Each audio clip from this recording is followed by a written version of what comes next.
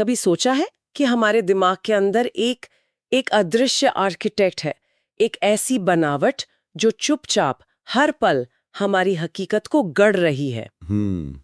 यही तय करती है कि हम एक मुश्किल चुनौती को एक मौके की तरह देखते हैं या एक सजा की तरह, और यही तय करती है कि हम नाकामी पर बिखर जाते हैं या उससे कुछ सीखकर और मजबूत हो जाते हैं। और आज हम इसी मनोवैज्ञानिक बनावट की गहराई में उतर रहे हैं।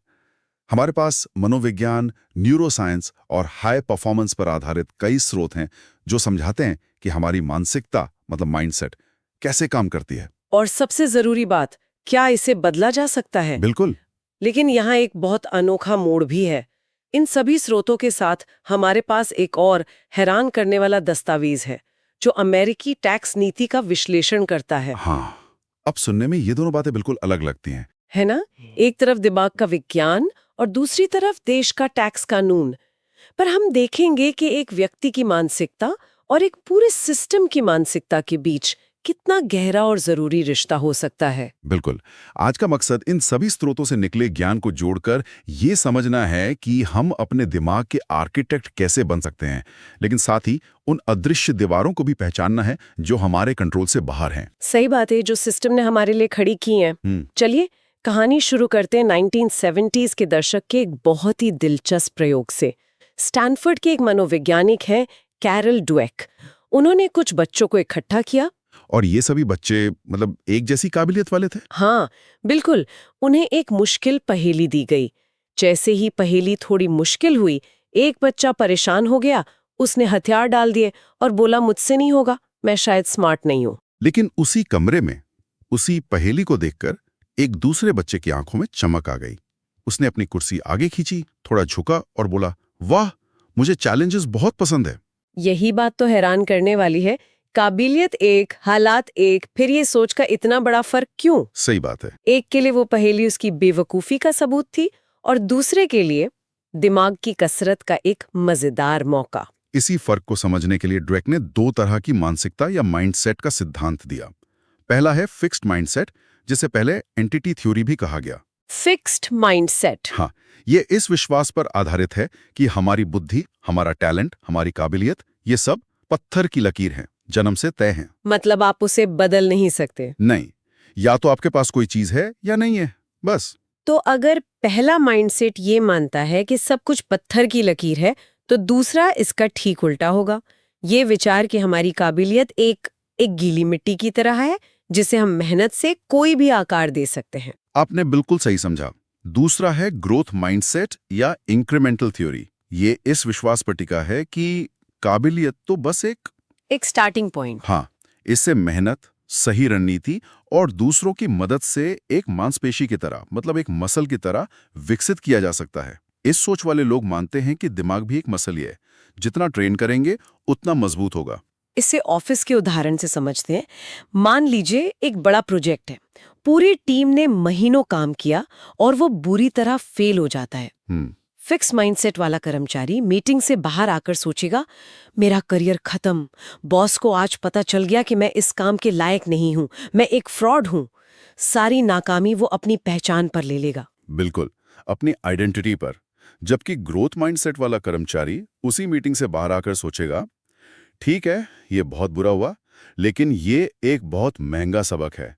हमें टीम के साथ बैठकर ये विश्लेषण करना होगा कि हमारी स्ट्रैटेजी में कहाँ गलती हुई, ताकि अगली बार हम ये गलती ना दोहराएं। एग्जैक्टली। देखिए, एक ही घटना पर दो बिल्कुल बिल्कुल अलग अंदरूनी कहानियां, और यही कहानियां उनके अगले कदम तय करती हैं। सही है।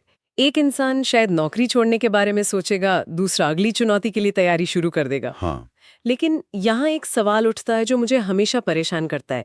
क्या ये सिर्फ मतलब पॉजिटिव थिंकिंग नहीं है, अच्छा सोचो अच्छा होगा वाली बात, या इसके पीछे कोई असली विज्ञान है? बहुत जरूरी सवाल है ये। क्या हमारी सोच सच में हमारे दिमाग की वायरिंग को, उसकी बनावट को बदल सकती है? इसका जवाब है हाँ, बिल्कुल बदल सकती है।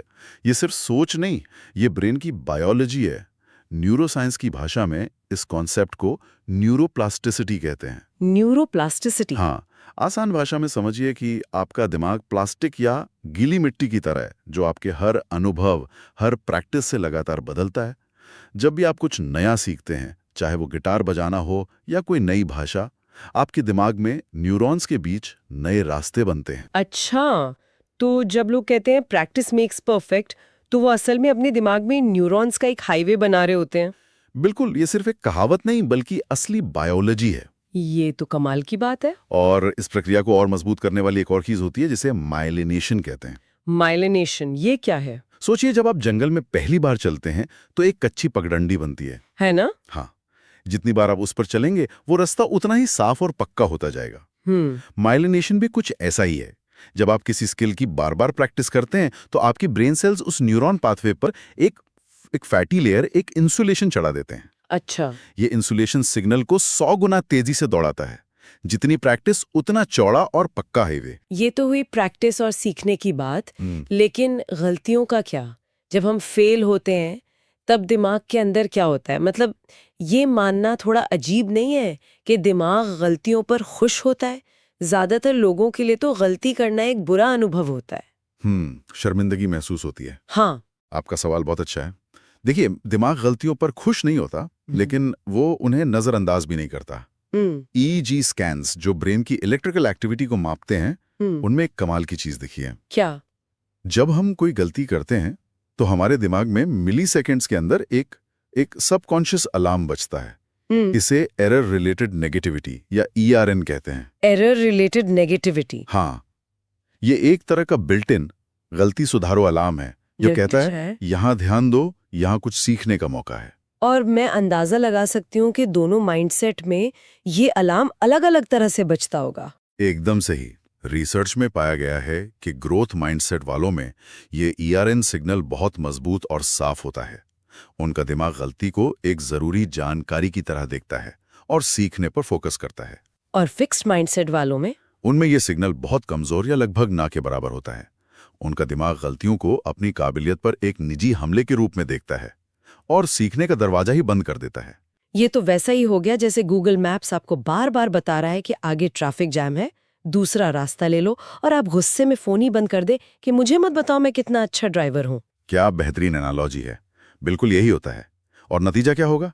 आप घंटों जैम में फंसे रहेंगे, फ्रस्ट्रेट होंगे और अपनी किस्मत को कोसेंगे। जबकि दूसरा इंसान जिसने मैप्स की सलाह सुनी, वो नया रास्ता लेकर कब का अपनी मंजिल तक पहुंच चुका होगा। एग्जैक्टली। यही फर्क है दोनों माइंडसेट में। ठीक है, तो विज्ञान तो समझ आ गया कि दिमाग को रीवायर किया जा सकता है। ये सिर्फ मोटिवेशनल बातें नहीं है। लेकिन असल सवाल ये है कि अगर किसी की वायरिंग सालों से फिक्स्ड हो चुकी है, अगर वो हमेशा से यही सोचता आया है कि मैं मैथ्स में अच्छा नहीं हूँ या मैं क्रिएटिव नहीं हूँ, तो उसे बदलने का कोई प्रैक्टिकल तरीका है, कोई ठोस उपकरण? बिल्कुल है। और अच्छी बात यह है कि बहुत सरल है। एक बहुत शक्तिशाली फ्रेमवर्क है जिसे हम कह सकते हैं सोच को नई दिशा देने का फॉर्मूला। ये फ्रस्ट्रेशन के मुश्किल पलों के लिए एक तरह की मेंटल फर्स्ट एड का काम करता है। अच्छा। इसके 3 आसान स्टेप्स हैं। पहला स्टेप क्या है? स्टेप 1, चुनौती को पहचानें। जैसे ही आपको फ्रस्ट्रेशन, गुस्सा या हार मानने का मन करे, उस भावना को पहचानिए और स्वीकार कीजिए।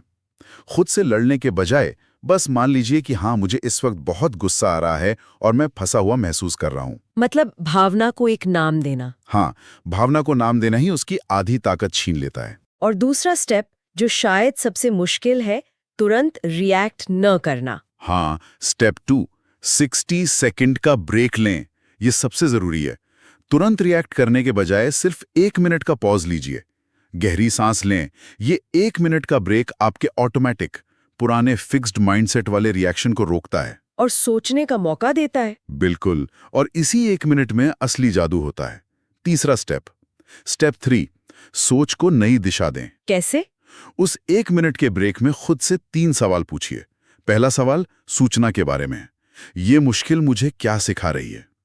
दूसरा सवाल रणनीति के बारे में है, इस काम को करने का कोई और तरीका क्या हो सकता है। और तीसरा सबसे शक्तिशाली सवाल विकास के बारे में है, इस स्ट्रगल से गुजरना मुझे लंबे समय में कैसे मजबूत बनाएगा।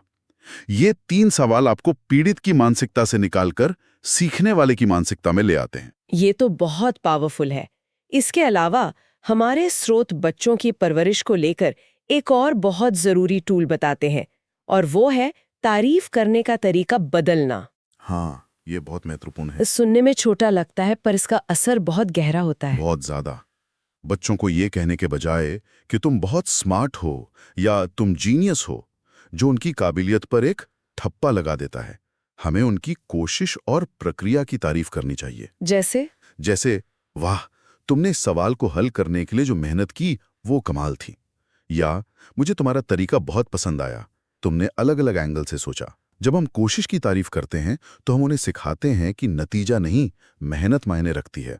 तो इससे उनके लिए फेलियर का मतलब मैं बेवकूफ हूँ नहीं रह जाता, बल्कि ये हो जाता है कि शायद मेरा तरीका काम नहीं किया, चलो दूसरा तरीका ढूंढते हैं। सही। ये तो असफलता का डर ही खत्म कर देता है। बिल्कुल। और एक आखिरी विचार जो हमारे स्रोतों में बार बार आता है वो है कि जोश से ज्यादा जरूरी अनुशासन है।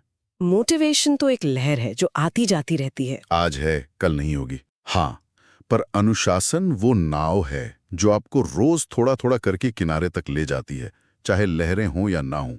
एक मजबूत मानसिकता का मतलब है वो करना जो जरूरी है, भले ही उस वक्त मन न हो। हमने अब तक एक बहुत सकारात्मक और शक्तिशाली तस्वीर देखी है। ऐसा लग रहा है कि हमारी तरक्की की चाबी पूरी तरह हमारे हाथ में है। लेकिन क्या इस ग्रोथ माइंडसेट के विचार में कोई खतरा भी छिपा है?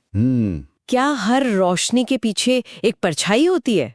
हाँ, और ये समझना बहुत बहुत जरूरी है, वरना ये शक्तिशाली विचार खतरनाक भी हो सकता है। ग्रोथ माइंडसेट की अपनी सीमाएं और आलोचनाएं हैं। जैसे कि पहला खतरा आंतरिक है, जिसे कैरल ड्वेक खुद फॉल्स ग्रोथ माइंडसेट कहती हैं। ये तब होता है जब लोग सिर्फ ज्यादा मेहनत करते हैं पर अपनी रणनीति नहीं बदलते या दूसरों से मदद नहीं मांगते। मतलब वो एक ही दीवार पे बार बार सिर पटकते रहते हैं। बिल्कुल, और ज्यादा जोर से। नतीजा पहले से भी ज्यादा निराशाजनक होता है और वो सोचते हैं कि देखो, ग्रोथ माइंडसेट भी काम नहीं करता।